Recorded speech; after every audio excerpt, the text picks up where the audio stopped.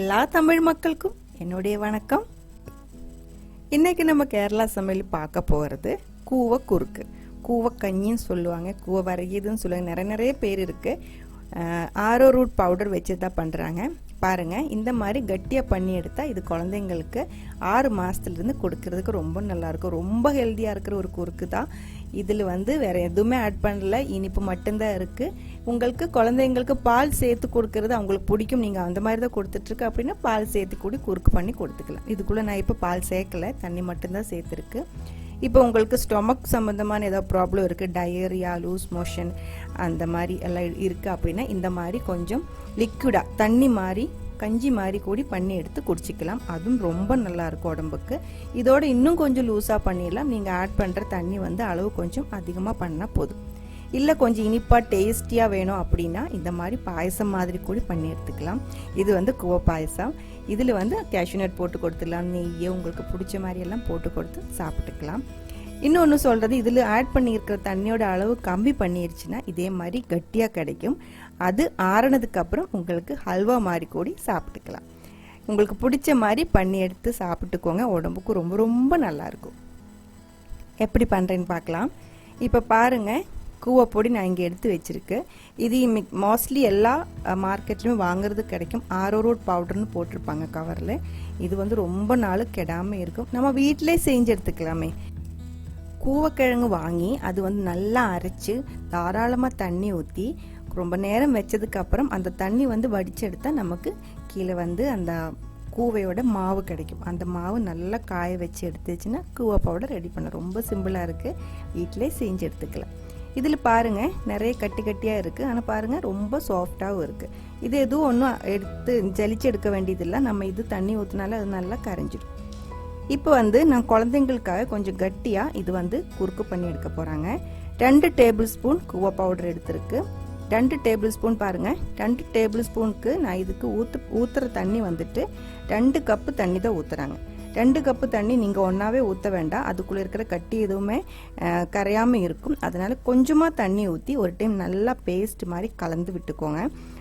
அதுக்குள்ளே இருக்கிற கட்டியெல்லாம் நல்லா மிக்ஸ் ஆகி கரைஞ்சதுக்கு பிறகு நீங்கள் மிச்சம் இருக்கிற தண்ணி ஊற்றினா போதும். முதல்ல எல்லா தண்ணியும் ஒன்றா ஊற்றி ஃபுல்லாக தண்ணி ஊற்றி கரைச்சி இந்த மாதிரி மிக்ஸ் பண்ணிடுச்சுன்னா அது கரையாமல் இருக்கும். அதுக்குள்ளே அந்த கட்டியெல்லாம் அப்படியே இருக்கும். இப்போ பாருங்கள், நல்லா கலந்துருச்சு. அதுக்கப்புறம் மிச்சம் இருக்கிற தண்ணி ஊற்றி நல்லா ஒரு டைம் கலந்து விட்டுடலாம். 1 கப்பு தண்ணி தான் நான் இப்போ ஊற்றியிருக்கேன். இன்னொரு கப்பு தண்ணி ஊற்றணும். இது முதல்ல நம்ம ஒரு ஸ்ட்ரெயினர் வச்சு இதே மாதிரி அடிச்சு எடுத்துக்கலாம். எவ்வளோ நல்லா கரைஞ்சிருச்சுனாலும் இதே மாதிரி குட்டி குட்டியாக லம்ஸ் அதில் இருக்கும், கட்டி இருக்கும். அது நீங்கள் எடுத்துக்கோங்க. இல்லை அதுக்குள்ளே அந்த மாவுக்குள்ளே பெற்றுச்சு அப்படின்னா அது வேகாத மாதிரி இருக்கும், வேகாமல் இருக்கும். அது மறக்காமல் பார்த்து பண்ணிக்கோங்க. இதுக்கு இனிப்புக்காக நான் இப்போ ஆட் பண்ணி கொடுக்கறது சர்க்கரை. 2 டேபிள் ஸ்பூன் சர்க்கரை. 1 டேபிள் ஸ்பூன் மாவுக்கு 1 டேபிள் ஸ்பூன் சர்க்கரை. லைட்டாக தான் இனிப்பு இருக்கும். அப்புறம் அந்த டேஸ்ட்டு கொஞ்சம் பேலன்ஸ் பண்ணுறதுக்காக ஒரு 2 பிஞ்சு உப்பு. நீங்கள் சர்க்கரை போட வேண்டாம். குழந்தைங்களுக்கு கொடுக்கும்போது கல்கண்டி போட்டுக்கோங்க. இல்லை பனங்கல்கண்டு இருக்குது இல்லைங்களா, பனஞ்சக்கரைன்னு சொல்லுவாங்க, அது கூடி போட்டால் நல்லாயிருக்கும். குழந்தைங்க கொடுக்கும்போது எப்போவுமே அது போட்டுக்கோங்க. எங்கிட்ட இப்போ கல்கண்டு இல்லை, அதனால நான் இப்போ சர்க்கரை போட்டு கொடுத்துருக்கேன். இப்போ ஸ்டவ்வில் வச்சுருக்க. ஸ்டவ்வில் ஃப்ளேம் மீடியம் ஃப்ளேமில் முதல்ல வச்சுக்கோங்க. இது ஒரு 2 நிமிஷம் 1.5 நிமிஷத்துக்குள்ளே இது கட்டியாக ஆரம்பிச்சிடும். திக்காக ஆரம்பித்த உடனே நீங்கள் தீ சிம்மில் வச்சுக்கோங்க. இன்னொரு விஷயம் சொல்கிறேன். இந்த ஸ்பூன் இருக்குது இல்லைங்களா, இந்த மரத்தோட ஸ்பூன், இது நிறைய பேர் கேட்டிருந்தேன் எங்கிட்ட எங்கே வாங்கினது, லோக்கல் மார்க்கெட்டில் கிடைக்குமா, ஆன்லைன் மார்க்கெட்டில் கிடைக்குமான்னு. இது நான் 2 வருஷம் முன்னாடி ஒரு ஆன்லைன் ஸ்டோரில் இருந்து வாங்கினது. அந்த ஸ்டோர் பேர் நான் மறந்துட்டேன். நிறைய பேர் கேட்டனால மறுபடியும் நான் தேட ஆரம்பிச்சிருக்கு எங்கே இது வாங்கினது அப்படின்னு. அந்த காண்டாக்ட் கிடைச்சா கண்டிப்பாக உங்களுக்கு நான் இது கொடுத்துட்றேன். ரொம்ப யூஸ்ஃபுல்லாக இருக்கும். ஒரு 6 பீஸ் செட்டு நான் அப்படியே வாங்கினது இது. பாருங்கள், இப்போ நம்ம மாவு திக்காக ஆரம்பிச்சிருக்கு. திக்கான உடனே தீ சிம்மில் வச்சுக்கோங்க. சிம்மில் வச்சுட்டு நல்லா கலந்து விட்டுக்கோங்க.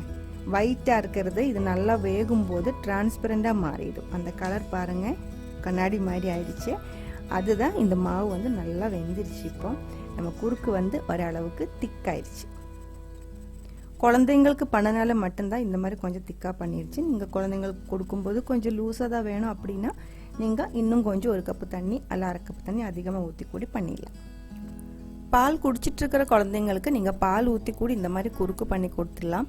சில குழந்தைங்களுக்கு வந்து பால் அலர்ஜியாக இருக்கும், அவங்களுக்கு பால் ஊற்ற வேண்டாம், இந்த மாதிரி தண்ணி ஊற்றி கட்டியாக பண்ணி எடுத்துட்டு கொடுத்துக்கலாம். இப்போ பாருங்கள், நம்ம குறுக்கு வந்து ஆறிடுச்சு. ஆறினதுக்கப்புறம் இந்த மாதிரி திக்காக வந்திருக்கு. இது பார்த்தா கொஞ்சம் திக்காக இருந்தாலும் ரொம்ப சாஃப்டாக இருக்குது, வாயில் வச்சாலே கரைஞ்சிரும், அந்த அளவுக்கு ரொம்ப சாஃப்டாக இருக்குது.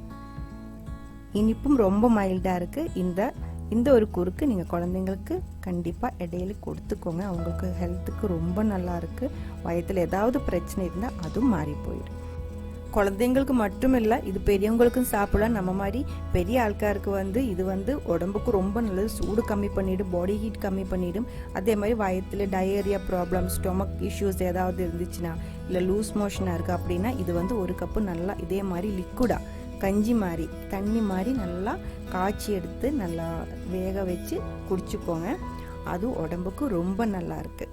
நீங்கள் கண்டிப்பாக அதை ட்ரை பண்ணி பார்த்துக்கோங்க. அதே மாதிரி இன்னும் அடுத்த ரெசிபி வந்துட்டு கொஞ்சம் இனிப்பாக இந்த கூவை வந்துட்டு பாயசம் மாதிரி பண்ணிடலாம்.